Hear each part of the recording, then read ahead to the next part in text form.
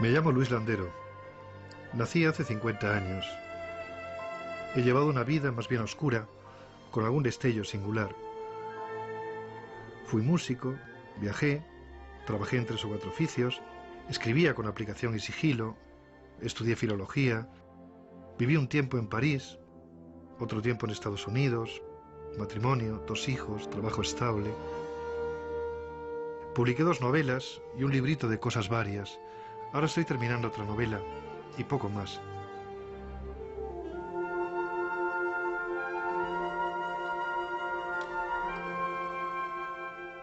Mi signo es la intermitencia. Mi pasión, un cierto afán de plenitud que me impide el disfrute de mí mismo y me invita al ensueño. Mi dulzura es la naturaleza y el verano, que es tanto como decir la melancolía de la infancia. Mi dolor es la insatisfacción crónica y la repentina falta de entusiasmo. La literatura ha acabado por ser, después de la tormenta, una reparación de daños.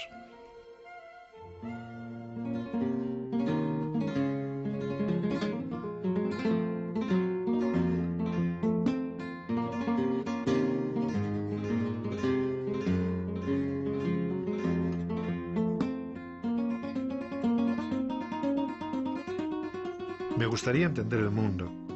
Vendería mi alma al diablo por ser sabio.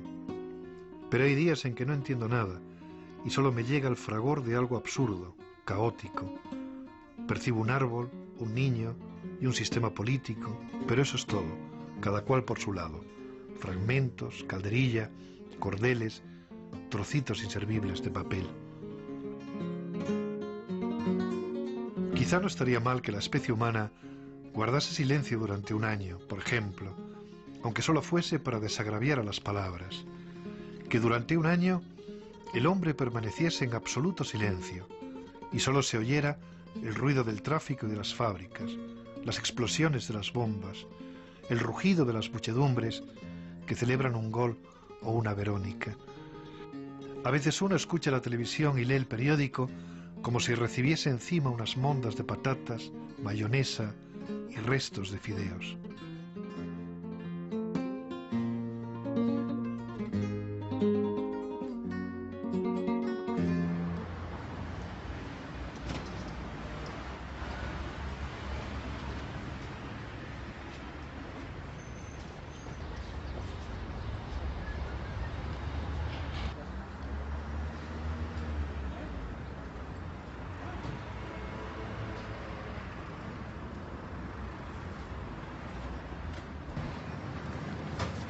Hola José, buenos días. Hola, buenos días. Quizá uno no debería salir demasiado a lugares de alterne, porque el peso de lo que oyes, de lo que recibes, te impide luego intentar un salto de arlequín.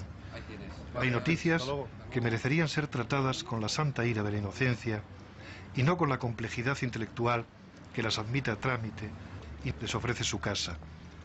Habría que detenerlas en la puerta y decirles: el señor no está, vuelva usted mañana, como ya se le advirtió ayer. Hola, buenos días. Hola, Santiago. ¿Cómo estás? Nuestro cafecito, todo muy bien. Con un poquito de leche, ¿verdad? Estoy sufriendo con el Madrid.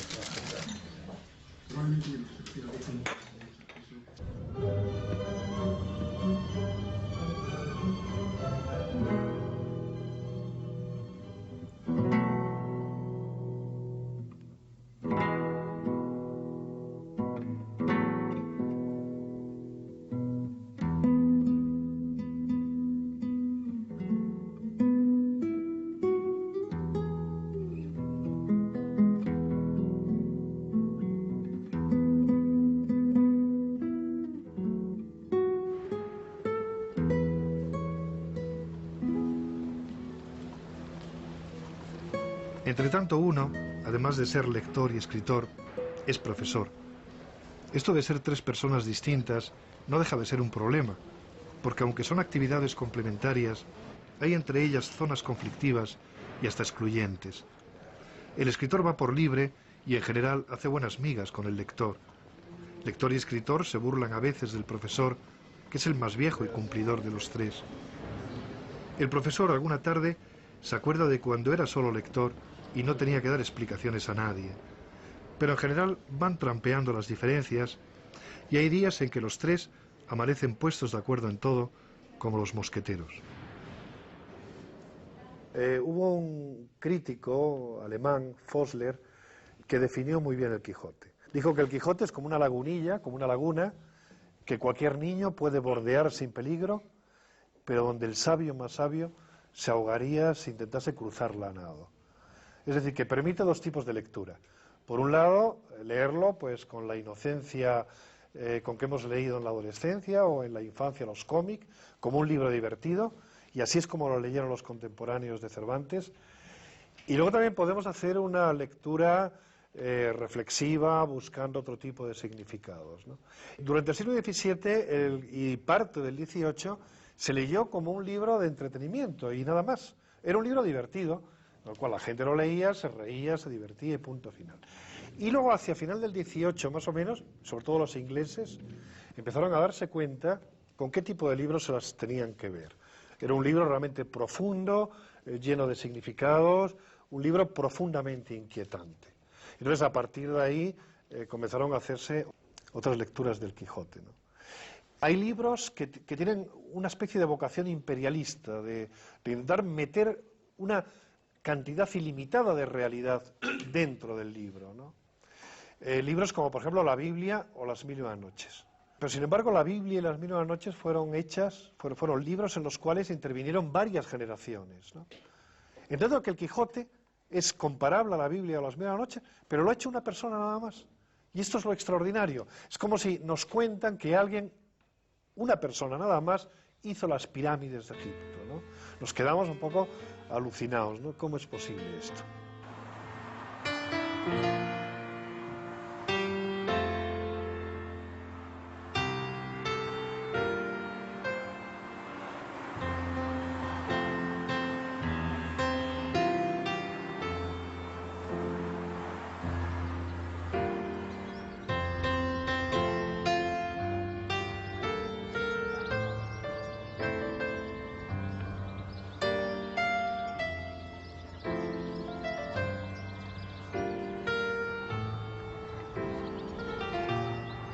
Yo provengo de una familia de judíos que eran ojalateros ambulantes y que, según unos legajos parroquiales, se establecieron aquí, en Alburquerque, en el siglo XV.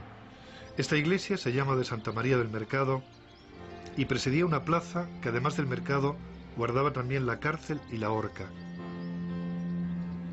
En esta iglesia está enterrado el primer landero del que se tiene clara noticia. Se llamaba Juan Landero y sobre su lápida está grabada la estrella de David. A la estrella le falta una punta. Eso quiere decir que se trataba de un converso.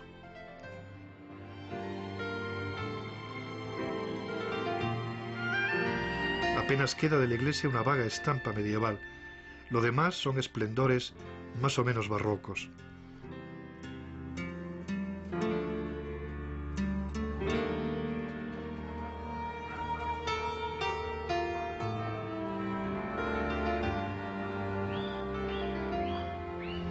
En el casco antiguo de Alburquerque hay calles estrechas y casitas humildes y apiñadas que le dan un aire de aldea medieval. Aquí hubo una judería de importancia.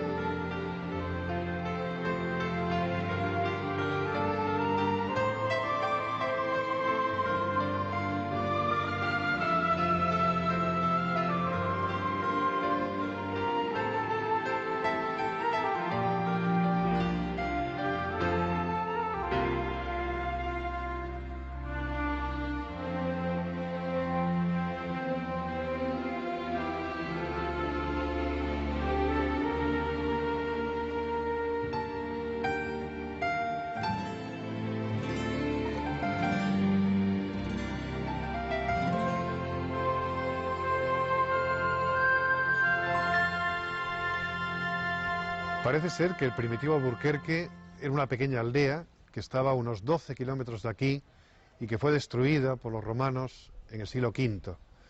Entonces los moradores se trasladaron aquí y refundaron el pueblo en el lugar que ocupa hoy.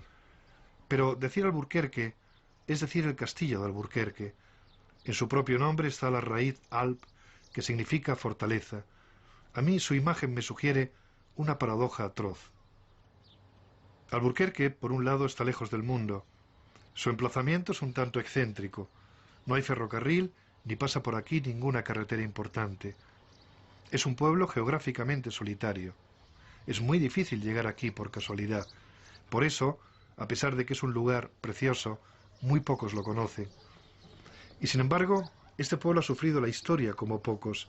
Lejos del mundo, ha estado casi siempre cerca de todos los horrores que trajeron los tiempos.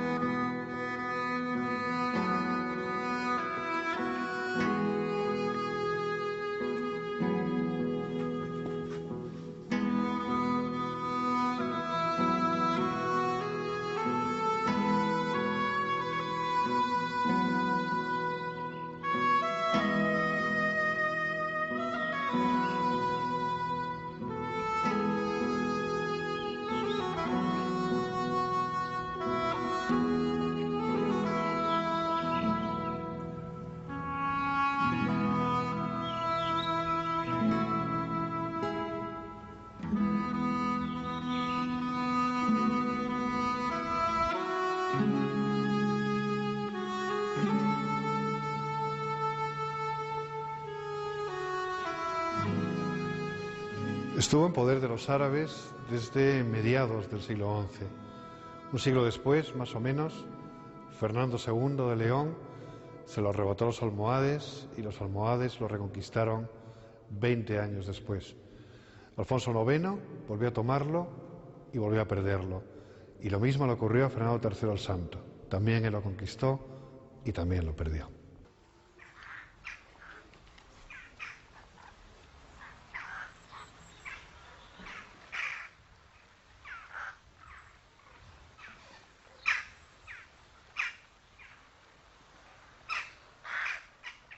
Sufrió varios asedios, entre ellos el de don Álvaro de Luna, de donde toma el nombre, Castillo de Luna. Sufrió también el despotismo y la rapiña de don Beltrán de la Cueva y de otros muchos nobles, que Dios los tenga todos en el infierno. Sostuvo guerras o escaramuzas continuas con Portugal desde final del XVI hasta principios del XVIII. Estas tierras pertenecieron al reino de Portugal.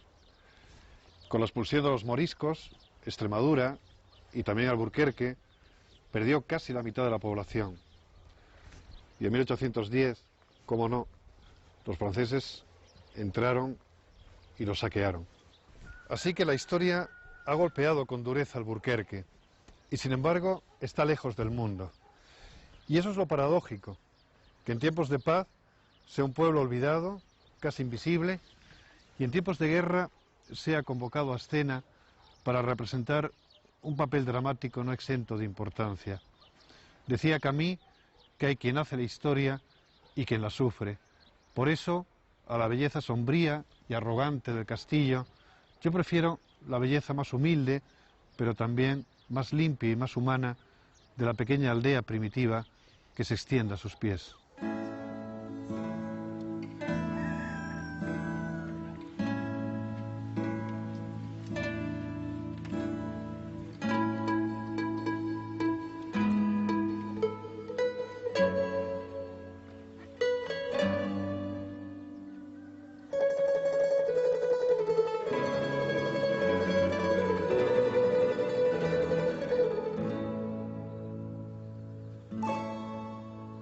Alburquerque es un pueblo muy luminoso, como otros del sur, y esa luz contrasta con los ocres y pardos del secano que lo rodea en los meses de más calor, y también con el color militar del castillo.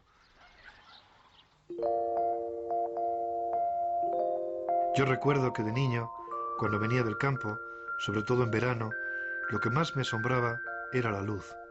Era una luz casi deslumbradora que provenía de las casas encaladas, pero también de los naranjos y palmeras, y de un cielo que por todo eso resultaba más puro y más azul. Es curioso cómo una de las primeras cosas que rescata la nostalgia de la niñez perdida es precisamente la luz. Todavía hoy, cuando vuelvo por aquí, siento a veces la fascinación que me producía aquel resplandor nítido y repentino.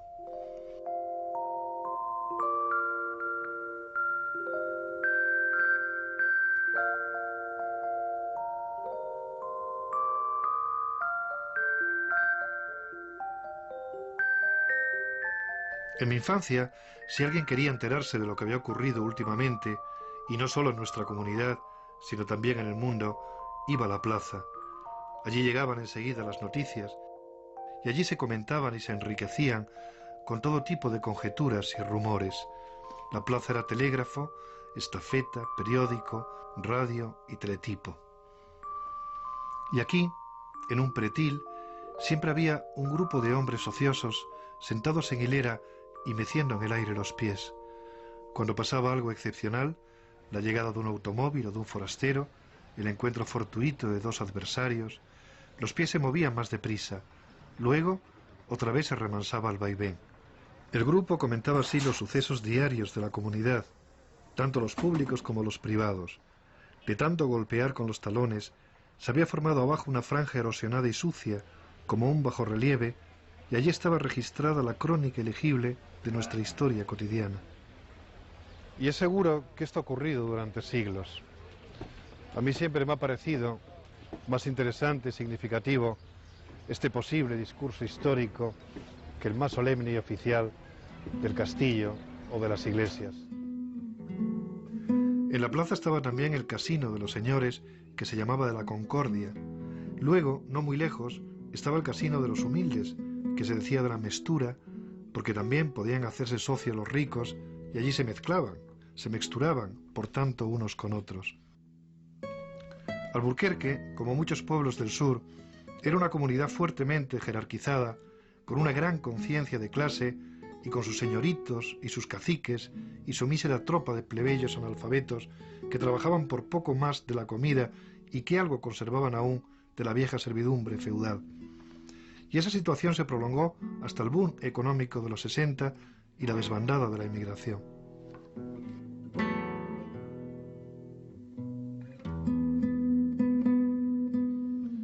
Mi padre quería que yo estudiase una carrera o que aprendiese un oficio, porque prácticamente ese era el único medio de escapar a una miseria segura y atroz. Y es que ser jornalero, destripaterrones, como se decía, en Alburquerque, en los años 50, como ocurría en casi todos los pueblos de la España del sur, significaba llevar una vida infrahumana. Recuerdo que una vez, yo tenía 8 o 9 años, una noche de verano, mi padre me hizo leer ante un grupo de segadores. Y ahora les dijo, vais a ver al muchacho, chico, chico, y cómo ya sabe leer. Lo dijo como si se fuese a obrar allí un prodigio. Acercó el carburo y me tendió un periódico del que solo recuerdo que era el Ya. Y yo leí, un poco a empellones, ante aquel hato de hombres analfabetos que escucharon sobrecogidos, reverentes, tal vez desconcertados. Esta es una escena que luego reconocí imaginariamente en el discurso de la Edad de Oro que Don Quijote les hace a los cabreros una noche de verano. Y es que la escritura y la voz que la descifra era entonces sagrada.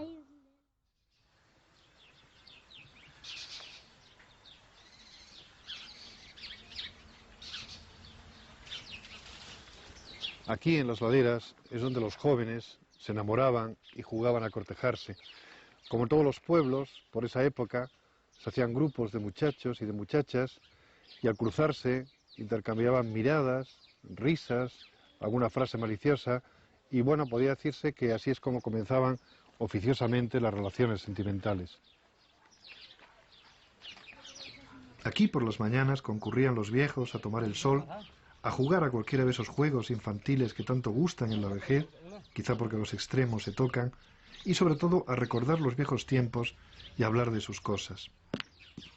Por las tardes solían ir los adolescentes a fumar sus primeros cigarros y a iniciarse en la vida adulta, y al oscurecer aparecían las parejas de novios, de modo que allí venía a reflejarse en el decurso del día la sucesión de las generaciones a través de los años.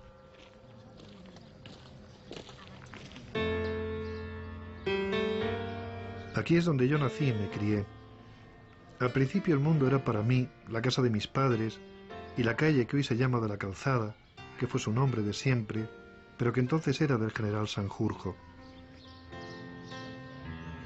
Aquí, en este breve microcosmos, yo conocí en mis primeros años casi todo cuanto hay que conocer en la vida.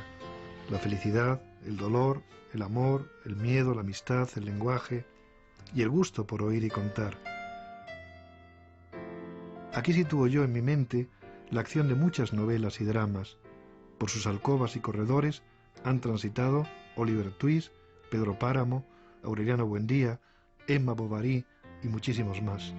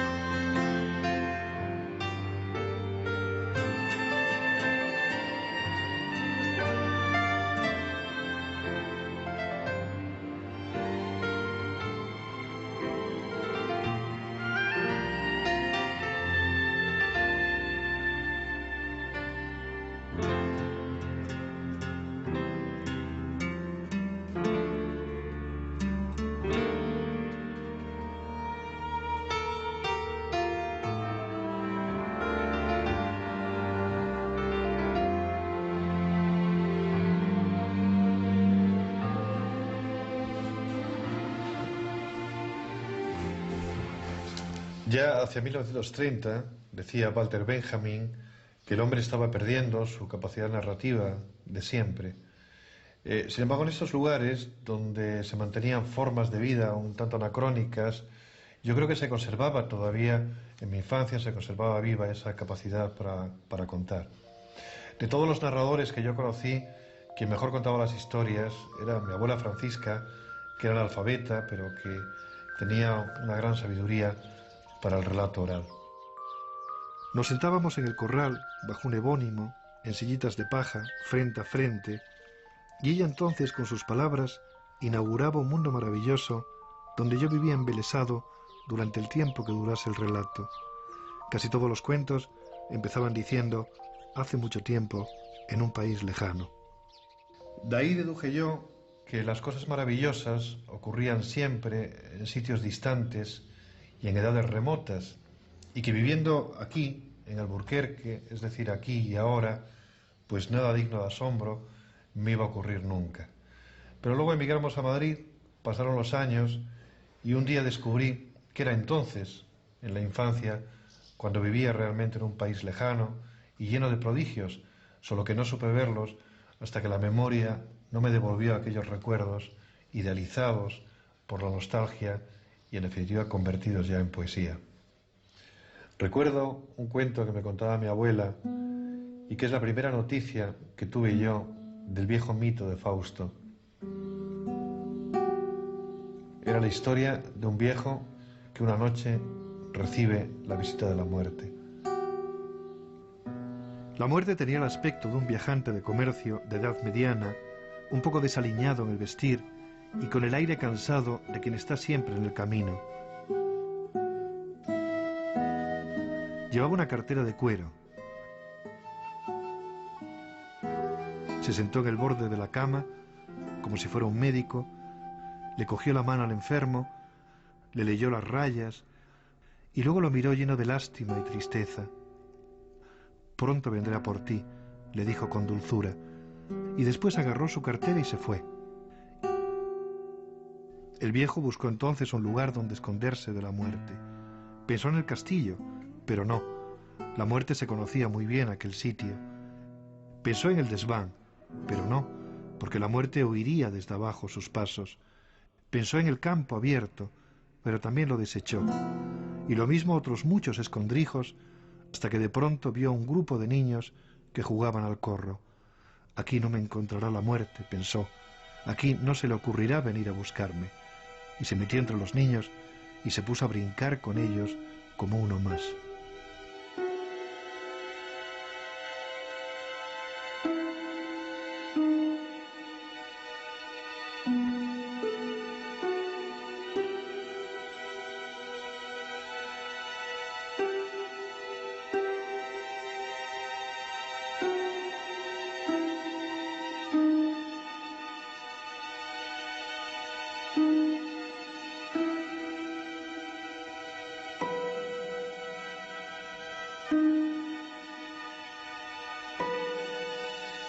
Y eso es todo lo que recuerdo del cuento.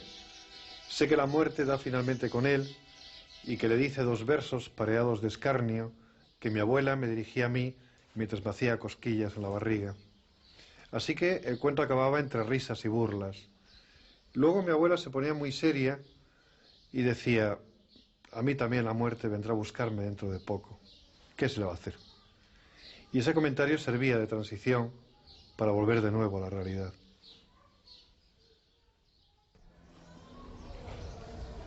Aquí estaba la escuela donde me enseñaron a leer y a escribir. Y ahí, tras esos 2 balcones, estaba el aula principal. La memoria, contaminada inevitablemente por el cine neorrealista, rescata en blanco y negro el espíritu de aquellos tiempos y ve una tropa muy peladita de escolares haciendo turno para la leche americana, todos con su vasito y el tirante del pantalón de pana cruzado en el pecho. La memoria, que es tan caprichosa, pero a la vez tan certera en la selección de los detalles, recuerda, por ejemplo, que sobre la pizarra estaban los retratos idealizados de Franco y José Antonio, y que en medio había un crucifijo. Siempre era así. Uno se encontraba a los 3 en todas partes, en la estafeta de correos, en el vestíbulo del ayuntamiento, en el casino y en todos los lugares más o menos públicos. Era imposible imaginarse a uno sin los otros 2, y quizá por eso yo acabé identificándolos con el misterio de la Santísima Trinidad del que nos hablaba el cura en la doctrina. También estaban por todas partes un cartel didáctico de colores donde se veía un conejo con mixomatosis en medio de un campo de violetas silvestres. Aquellos 4 personajes han quedado ya unidos en el recuerdo para siempre: Franco, José Antonio, Cristo y el conejo.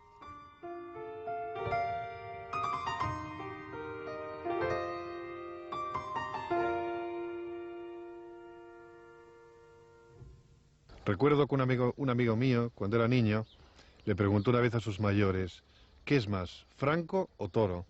Es decir, ¿quién tiene más poder? Es una pregunta absurda, pero yo creo que refleja bien la idea del poder irracional y legendario que le llegaba a los niños, y supongo que también a los mayores, por esas fechas. Para ir a la escuela pasaba por un pozo y siempre me asomaba al brocal para ver si había dentro algún ahogado. A veces hablaba de que alguien se había suicidado tirándose a un pozo y se contaban otras historias tremendas de aparecidos, de enterrados vivos, de sacabuches y sacamantecas, de forasteros que le sacaban la sangre a los niños, de casas donde habitaban espíritus maléficos.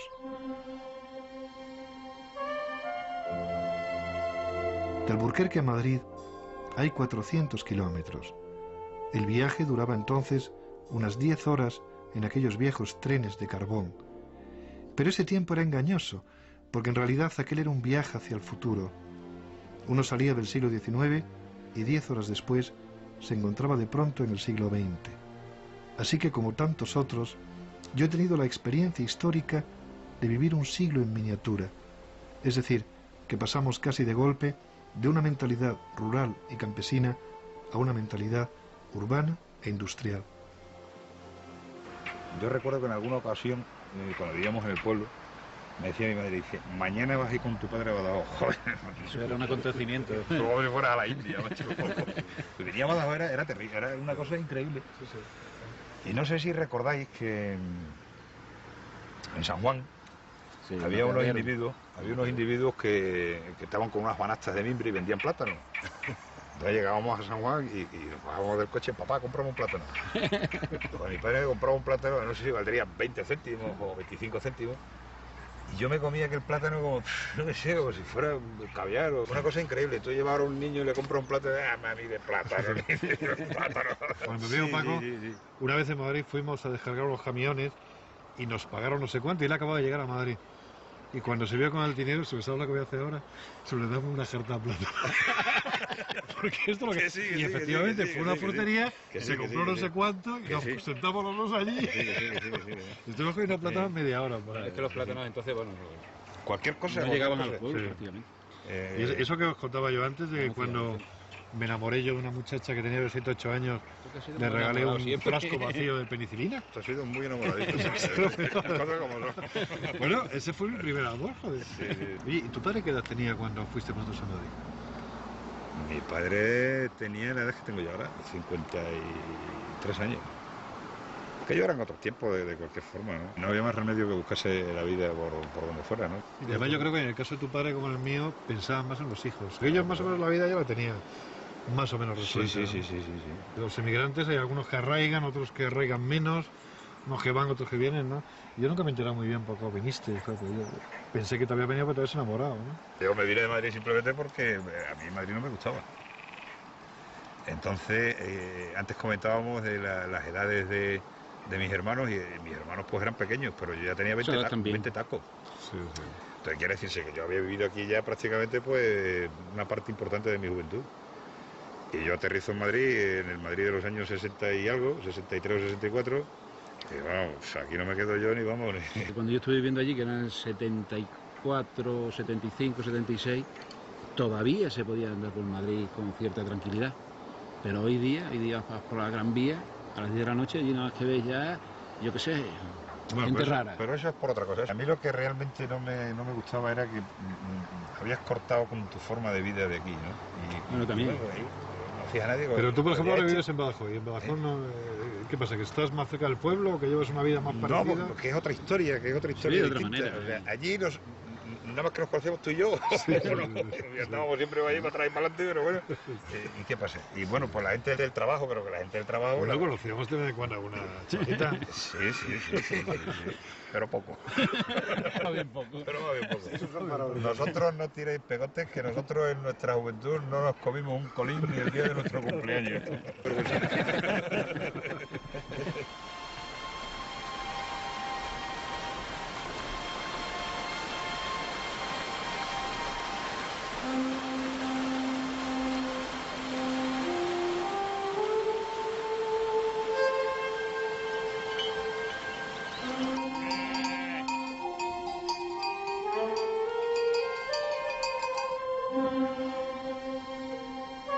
Yo estoy muy de acuerdo con John Berger cuando dice que la mayor tragedia cultural de este siglo es la extinción de la cultura campesina.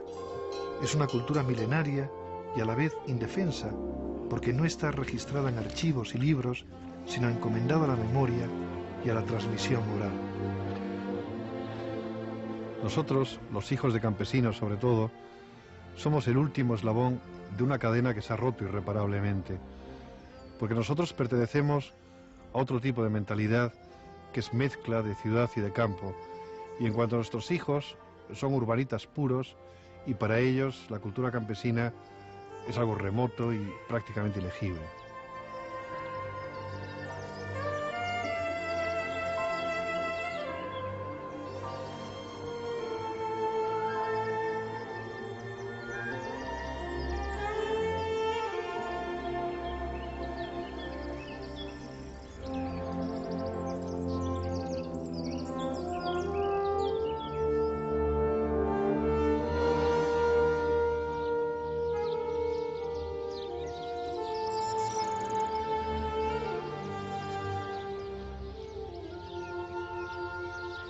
Si es verdad que existe en el hombre y en cada uno de nosotros la nostalgia de un paraíso perdido, de una plenitud que nos fue arrebatada, para mí ese paraíso sería la infancia y la naturaleza. De niño uno forma parte de la naturaleza, es naturaleza. Por eso uno no se distancia de ella, no la ve como paisaje, ni menos aún la valora estéticamente. Uno no mira, actúa. Uno va a nidos, o a lagartos, o a grillos, o a ranas, o corre sin cansarse hacia no importa dónde, o se sube a un árbol o se tumba en la hierba. Y algo similar les ocurre a los campesinos. Tampoco ellos tienen conciencia estética del paisaje.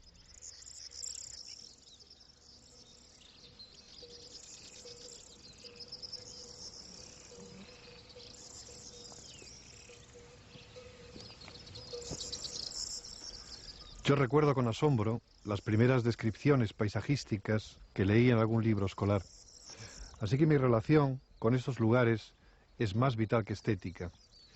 Pero por otra parte no puedo evocar estas tierras sin recordar también el sufrimiento de quienes las araban con mulas, las sembraban a mano y las segaban con hoz. Este para mí es un paisaje lleno de alegría, pero también de historia y de dolor.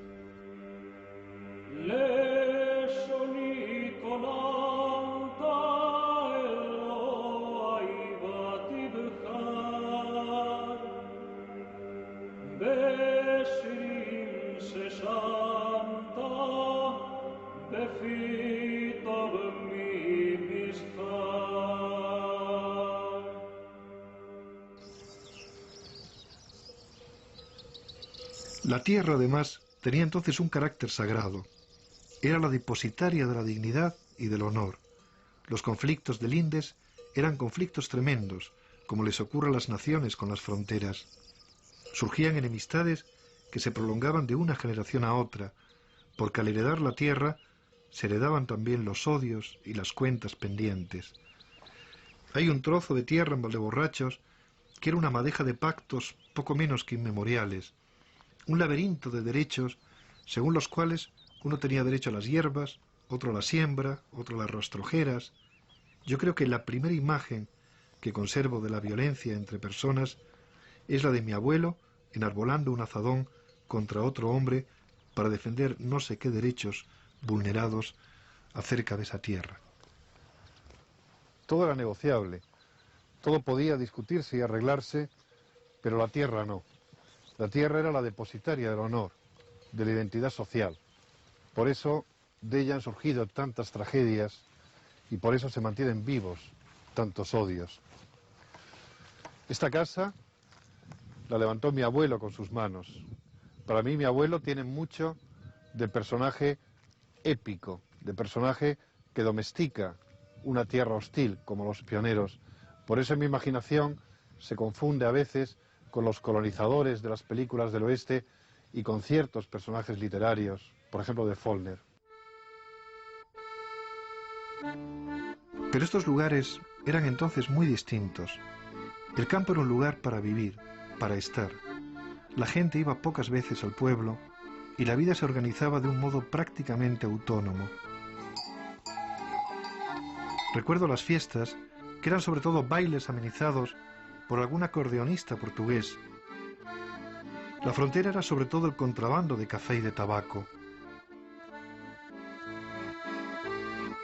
Y recuerdo el ir y venir de recoveros y buhoneros que vendían y compraban todo tipo de cosas y cuyo tránsito se enriquecía por la proximidad de la frontera.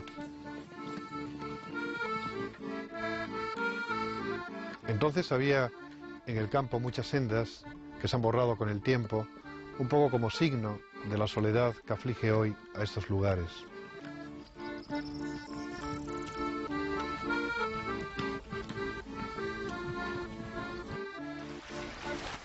Este arroyo sirve de frontera a España y Portugal. La frontera hervía de gente buscándose la vida en aquellos años de miseria. Por aquí había buhoneros, zahoríes, curanderos, acordeonistas, esquiladores, segadores, espigadoras, y además por toda la Extremadura fronteriza había cuadrillas de portugueses que iban y venían buscándose la vida con sacos a la espalda. Llegaban a finales de abril, más o menos, y era gente muy pobre que se ofrecía por solo la comida o a tanto la fanega en el mejor de los casos. Segaban habas en mayo, en junio avena y cebada y en julio y agosto trigo. Por las mañanas, como todos los criados, pues comían sopa de pan y tomate o migas huérfanas. A mediodía les daban gazpacho y garbanzos y por la noche queso y suero. Luego estaban los portugueses que se acomodaban en los cortijos extremeños de un modo más o menos estables. Esos eran los arrayanos que hablaban el portuñol, que era una mezcla de portugués y de español, donde se entreveraban la música y la letra de ambas lenguas. Y bueno, de todo eso resultaba un decir lleno de gracia y de vigor expresivos. Aquí, en la Codosera, por ejemplo, muchos hombres se pasaban el día en las tabernas o en la plaza, a veces hablando, jugando a las cartas con la Guardia Civil. A la caída de la tarde desaparecían todos, unos al contrabando, otros a perseguir a los contrabandistas.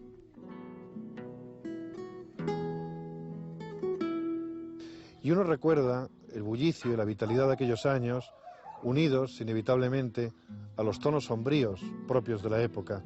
Estos campos han sido el escenario de historias que no habrán de contarse nunca y de las que apenas queda ya nada, quizá un recuerdo desvanecido en la memoria. Yo recuerdo a un pastor arrayano que afinaba las esquilas de sus ovejas con una lima para que hicieran buena música. Eu teño la mellor campanillería de la región, decía, y sonreía, lleno de orgullo y de felicidad, y también un poco pícaro, como si tuviera un secreto que no conviniera decir a nadie.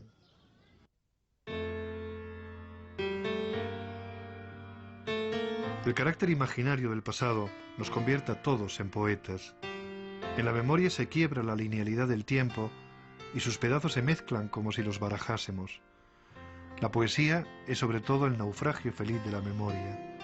Un olor es suficiente para reconstruir el reino perdido de la infancia. Y es que a veces así funciona la memoria. Su naufragio en el tiempo permite que experiencias e impresiones alejadas entre sí se encuentren de pronto unidas indisolublemente. Sin memoria no habría tampoco poesía. Lo dijo Valle Inclán. Las cosas no son como las vemos, sino como las recordamos.